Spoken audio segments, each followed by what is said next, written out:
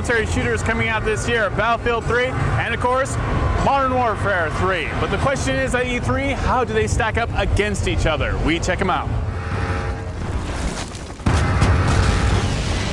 I just got to play Modern Warfare 3. What I got to play was Spec Ops, and what that is it's kind of like a horde mode. You're constantly being attacked by waves and waves of enemies. They really improved it for Modern Warfare 3. There are lots of bonuses, lots of upgrades to buy, different weapons, but there's also some improved AI.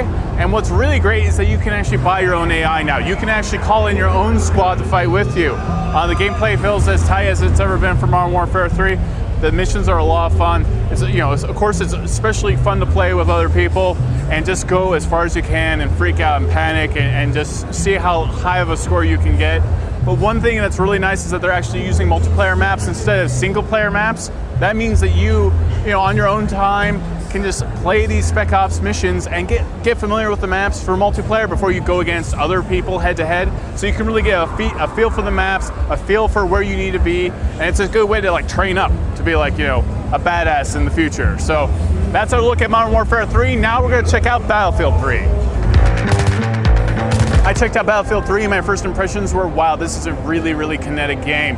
What really stands out is how realistic it is. Compared to Modern Warfare 3, Battlefield 3 is hyper-realistic. You can actually see the way the characters move and run and duck for cover and shoot. Everything about it hits some part of your brain and you just think, oh my God, this is kind of real. Some part of your brain is thinking this is real, and that makes every part of the combat, every map that you're on, everything that's going on feel a little bit more nerve-wracking, more intense. What really was great was the multiplayer. The multiplayer is incredibly strong.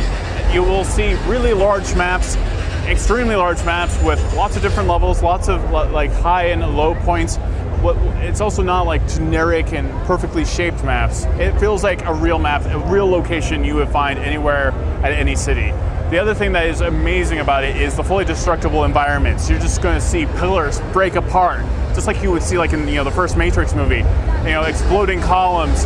Buildings will actually fall down. But even if it's a completely boring environment, even if it's an environment that looks completely normal and mundane, there's nothing exploding, whatever, it's still kind of nerve-wracking because of how realistic it looks. The gameplay is fantastic. The graphics are great.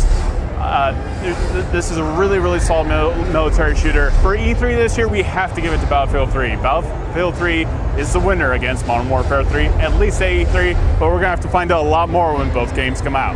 For MSNBC.com, I'm Tom.